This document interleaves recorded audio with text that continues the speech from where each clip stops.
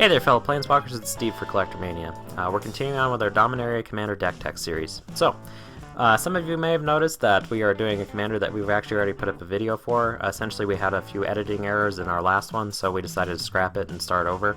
Essentially we were missing a few cards from the list. I don't know what happened with that file, but here we are. Anyway, I made a few upgrades to the deck, a few suggestions that people had been making in the comments that, I didn't even think of, so this is essentially 2.0 and upgraded and ready to go. So with that, let's go ahead and break into it. We've got Slimefoot the Stowaway, so colorless, a black and a green, fungus 2/3. Whenever a sapling you control dies, Slimefoot the Stowaway deals 1 damage to each opponent and you gain 1 life. So really powerful triggered ability. And then we've got an activated ability, so 4 colors create a 1/1 green sapling creature token. So essentially what we have here is a commander that synergizes with itself. So really powerful. I love commanders like this. They work essentially in a bubble to where you don't have to have anything else on the board to essentially use it and maybe even win the game. I mean, if you have enough mana, really. So anyway, with that, let's go ahead and break into the deck here. So first up, we got a Deathrite Shaman. So early game ramp, late game just control. I mean, you kind of just can pick off things from people's graveyards that are trying to abuse their recursion and whatnot, and then we can actually just gain life and deal our opponents damage, all that good stuff. So really powerful card, especially in Commander. Then we've got an Essence Warden, great way to gain a ton of life, especially in a token build, and that's essentially what we're doing. Then we've got a Thallid. So this is essentially the core of the deck. We have a lot of funguses that are essentially churning this ability. So we put a spore counter on at the beginning of your upkeep, remove 3 spore counters, make a 1/1 green sapling. So they really only get better from here. This is like our low grade funguses, even though it's exactly what we want. So later on you'll start seeing them, or a lot of funguses that have activated abilities, sacrifice abilities that essentially do something. So let's go ahead and break into one of those. So first up we got a Utopia Mycon. So essentially you can sacrifice a sapling to add 1 mana of any color to your mana pool, in addition to all the other effects on this card. So great way to ramp and great way to use our extra saplings that are just laying around. Then I've got a Deathspore Thallid.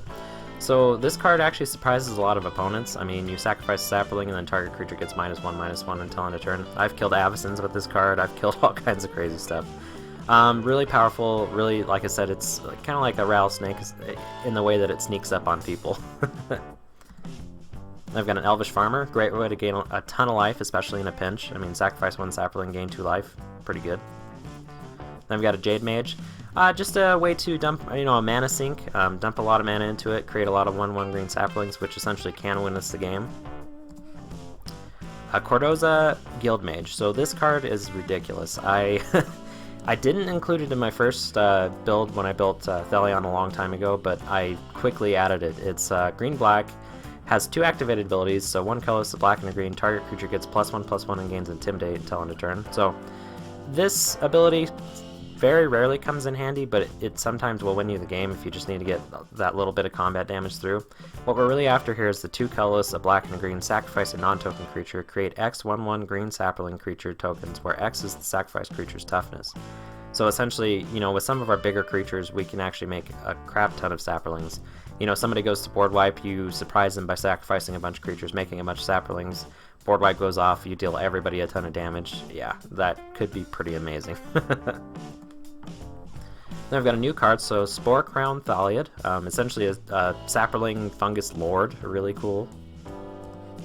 I've got a Thallid Shell-Dweller, so just a really good defender, really good blocker early game. It's not really that flashy, but it does essentially what we want it to do. So next up we've got a Thelon of the Havenwood, so 2 green, 2/2, legendary creature elf druid. Each fungus gets +1/+1 for each spore counter on it, so really powerful buff there. Then a black and a green activated ability, remove a fungus card in a graveyard from the game, put a spore counter on each fungus in play. So really powerful abilities. It's a very unassuming commander. This has actually been piloting my fungus deck for I don't know how many years now. I'm not 100% sure if I'm going to switch between the two. I kind of like the classics, but we'll see. I'll have to play test it. I know that Slimefoot is definitely better though. So we'll see what happens there. I would highly recommend running him in the deck instead of the commander. Don't follow my lead. So anyway, let's move on here.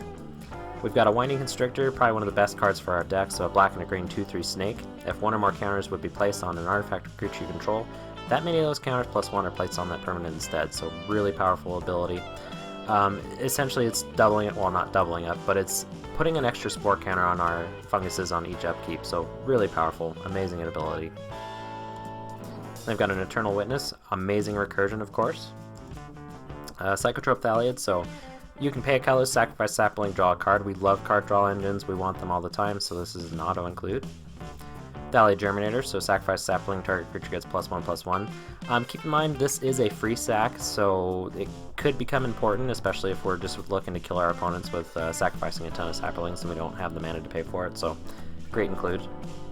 Then I've got a Tireless Tracker, so one of the best card draw engines in these colors in my opinion. I mean, just being able to play a land, get a clue token, pay 2, sacrifice to draw a card, really powerful, especially with the amount of token doublers that we have in the deck, so it's just a great card. This is probably one of the ones that's going to get more expensive as time goes on, you know, from this set, so I'd pick my copies up now. I mean, it pretty much fits in any good green stuff deck, or, you know, green X deck, whatever. Really powerful card. Then we got a Bloodspore Thrinax, so great devour creature. Essentially it comes in, devours a bunch of our sapling tokens, and then each creature that enters after it gets +1/+1 for each creature we devoured, so really powerful ability. Great way to buff our team. We've got a Creakwood Liege. So as many of you may know, if you played against this card, you need to get rid of it right away. I know it doesn't create saplings like what we're really after, but having a bunch of 3/3 worms is also pretty intimidating, especially once again with our token doubling effects. And it buffs pretty much our entire deck, so really, really powerful card.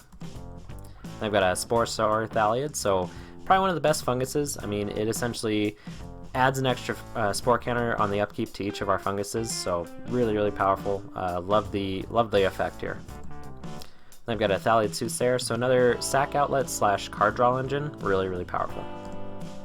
Then I've got a Thelonite Hermit, so I'll be 100% honest, I'm not that keen on Morph. It's not one of my favorite abilities, it's too tedious, I don't know, it's always felt that way to me, but I don't know, this card just fits in here. Saplings get +1/+1, so a Sapling Lord, when you flip it over for Morph, you put 4 1/1 green sapling creature tokens into play, so that's really good too, so worth running. Then I've got Mazrak Crawl Death Priest. We really lack flyers in this deck, so this is a good include for staving off some, you know, maybe like Prosh damage, something like that. But it also is really good for buffing our entire team. Once again, just being able to sacrifice a creature, put a +1/+1 counter on each creature we control is really, really good. Then we got a Mycoloth, so an even better devour creature. So essentially, if you want to think about it, you play this guy, devour 5 saplings, next turn you get 10 saplings. Extremely powerful. Yeah, couldn't imagine running this deck without it. I've got a Plaguemaw Beast, so as I said earlier, we don't have that many ways to interact with spore counters besides like doubling season and so on and so forth. This is probably one of the best includes in my opinion. It's kind of like one of those secret techs, so essentially you sacrifice creature proliferate, and since we're going to have so many sapling tokens anyway, just that's not that big of a cost. If you somehow find a way to untap this guy with like a Seedborn Muse or something like that, that could be really amazing and really overwhelming as well. Then I've got a Savage Thallid, so sacrifice sapling, regenerate target fungus. Then a Spore Mound, so whenever a land enters the battlefield under your control, put a 1/1 green sapling creature token into play. They've got a Sporoloth Ancient, so this guy's really cool. Essentially it makes it so your cost for creating saplings is reduced by 1, so you take 2 spore counters instead of 3, which can become pretty impactful, especially if you have like things like Winding Constrictor on the board, so it makes it so it's like a 1 upkeep, get a sapling kind of thing, so really powerful. Then we've got Tendershoot Dryad, probably one of the best cards that's been printed in the last couple of years for this deck. At the beginning of each upkeep, create a 1/1 green sapling creature token. It's got Ascend, so if you have Ascend, City's Blessing, saplings you control get +2/+2 as long as you have City's Blessing. So great lord, amazing card, great token generator. I've got Nemada Grove Guardian, so 4 colors, 2 green. This is basically the card that I based my original Thelion deck off of. My friend, well, Eric's brother had a Nemada deck that he ran for quite a few years, and it was amazing to see just a green overrun just destroy your face kind of with tokens deck. And I took a lot of inspiration from that and ended up going green-black, but I'll always remember that deck for sure, and this is an auto-include in this deck, so 2 colors and a green, put a 1/1 green sapling creature token into play, sacrifice sapling, all saplings get +1/+1 until end of turn. Amazing ability, especially if you have a ton of them out, you can just buff your entire team and just whack somebody and destroy them essentially. I've got a Thunderfoot Baloth. This is quickly becoming one of my favorite static effect creatures, so it's got Lieutenant, so as long as you can control your commander, this is active. Essentially gets +2/+2, and all of your other creatures get +2/+2 and have trample. So great overrun effect. You can sneak this in a lot of ways. A lot of opponents won't even know what's going on, and then you just kill them with it. Yeah, amazing card. Then I've got a Verdeloth the Ancient, so kicker cost X. It's 4 colors, 2 green. Sapling creatures and other tree folk creatures get +1/+1, so another lord. Whenever Verdeloth the Ancient enters the battlefield, if it was kicked, put X 1/1 green sapling creature tokens on the battlefield. So really powerful late game card. Then we've got an Avenger of Zendikar. Of course, this isn't creating the type of tokens we want, but it's just too good not to include it, really. I mean, you can win the game on this card by itself. Then we've got a Regal Force, great way to draw a ton of cards. Craterhoof Behemoth, great way to finish the game, you know. If a lot of our other overrun effects aren't working, you can just play this guy and essentially win the game. I don't know how many games I've seen this card win, so auto-include, I'd pick up your copies. I think this one's going to spike back up eventually. I know that's been printed a few times now, but it's going to continue to need to be printed, really. Then we've got a Verdant Force with the brand new artwork from Dominaria. It looks stunning. It's just amazing. I'd love to have that as a playmat, really. So 5 colors, 3 green at the beginning of each upkeep, create a 1/1 green sapling creature token. So not that flashy, but it does everything we want it to do. Breaking into our artifacts here, we've got a Skull Clamp. Of course, in this deck, this has a lot of synergy. We're going to be sacrificing a ton of creatures, and this, for the most part, can actually just, you know, auto-sack our saplings anyway, draw a ton of cards, and then trigger Slimefoot's ability, so great include. Then Soul Ring, of course. Then I've got a Contagion Clasp, so some really slow removal, but really what we're after is the pay 4 tap Proliferate. Grafted Exoskeleton. This is one of the cards that I didn't include in my first build, but after reviewing some of the comments, I was just kind of like, well, duh, that makes a heck of a ton of sense. I mean, being able to have those kind of like alternate win conditions, you know, slap this on Slimefoot, sacrifice a bunch of saplings, win the game. I mean, that sounds really good, so this could sneak up on a lot of our opponents. Then I've got a Contagion Engine, so pay 4, tap, proliferate, then proliferate again, really powerful. Also, it can kind of substitute as a really bad board wipe that only hits one opponent, but it can work, I mean, really. So yeah, really powerful card. And then we've got another new suggestion, that's Keen Sense, so you put this on your commander and then you can draw a ton of cards by sacrificing saplings. Do keep in mind that you can mill yourself out with this pretty easily, so be careful there, but I think it's an auto, yeah. Then I've got a Fungal Bloom. A Fungal Plots, another new card from Dominaria. Great enchantment.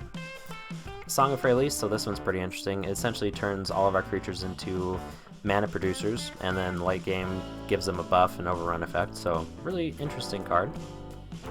Parallel Lives, of course, we're gonna make a ton of tokens, so having something like this active on the board is absolutely amazing. Then Dictate of Erebos, we've got to have those edict effects. I mean, they're one of our best ways to remove other people's creatures, so yeah, great include. I've got a Doubling Season, of course. This is the key card that you're looking for in every hand, essentially, which unfortunately we can't do. Obviously, in your build, if you want to be a little bit more competitive, you can start including some, like, you know, some search cards like Demonic Tutor and so on and so forth. I don't generally include those cards because I like playing the game a little bit longer. I'm a little less competitive that way, but definitely consider it when you're building your own deck. Then our Lone Planeswalker, we've got a Garruk Wildspeaker, so 2 colors, 2 green. +1 and untap 2 target lands, so good ramp, and then -1 put a 3/3 green beast creature token into play, so if our 1/1s aren't quite doing it for us, we can make a little bit bigger tokens, and then -4, creatures you control get +3/+3 and gain trample until end of turn, so really good card. I've seen many games won off of this. I mean, it's kind of like the OG Craterhoof in a lot of ways, so really cool card, great include. Then we're breaking into our instant speed spells here. We've got a Golgari Charm, so really useful for those non-Wrath of God board wipes, essentially anything that says you can't, you know, doesn't have the clause of regeneration on it. Also, it's modal, so if you need to destroy an enchantment, you can. I mean, you can also just kill all of your saplings if you're in a pinch. Like if you don't have a sack outlet and you just need to deal some damage to win the game, you can just -1/-1 all your saplings, and then if you have Slimefoot on the board, just essentially nuke everyone. So great include. I've got a Heroic Intervention, awesome card, saves our entire team. Arachnogenesis, as I previously mentioned, we don't have a whole ton of flying defense, so having cards like this is important in my opinion. Fog effects are also just good for, you know, all types of situations, so definitely a great card. Plus it creates tokens, which is essentially what we're trying to do anyway. Frozen Grip, some removal. Putrefy, more removal. Vraska's Contempt, really good card. I need to start finding copies of this. Then we're breaking into our sorceries here. We've got a Nature's Lore, so a little bit of ramp. Rampant Growth. Kadama's Reach. Primal Growth, of course we've got tokens to sacrifice to this, so it's just amazing. Explosive Vegetation. Triumph of the Horde, so a great gotcha card. I mean, your opponents may all tap out thinking you just have a ton of 1/1s or whatever, and then all of a sudden you play this, and now they're all 2/2s with Trample and Infect, so you can usually just win the game there. Seasons Past, great recursion card. Boundless Realms, an amazing ramp card. Think about the interaction between this and Tireless Tracker. I mean, oh my gosh. We're breaking into our lands here. We've got an Arch of Vraska. So, we're always going to have the City's Blessing, so having a card like this is just automatic to me. Then we've got a Blooming Marsh, a Bojuka Bog, great way to remove our opponent's graveyard. Cavern of Souls, of course we're just going to name Fungus. Grim Backwoods, another good way to draw cards. Hissing Quagmire. Jungle Hollow. Llanowar Wastes. Overgrown Tomb. Tainted Wood. Twilight Mire. Westvale Abbey, of course. Great way to make little tokens, also a great way to defend ourselves against like opponents' flyers, because it flips over into Orbital Profane Prince. Flying Lifelink, Indestructible Haste, 9/7, amazing card. Like I said, it can really surprise your opponents, and it's great to have this in our back pocket in case we need to. Also, it can just really just win us the game sometimes if we just need that giant flying attacker just to finish somebody off. And then we've got, lastly, a Woodland Cemetery, and then, of course, a bunch of forests and swamps. So, of course, as always, the full deck list will be put up as soon as I can. We're running a little bit behind at this point just because we're creating so many videos, really. But I will try and get that up for you as soon as I can, really. As always, I hope you guys enjoyed this deck tech, and we'll be back with another one here pretty soon. Thanks again. Bye.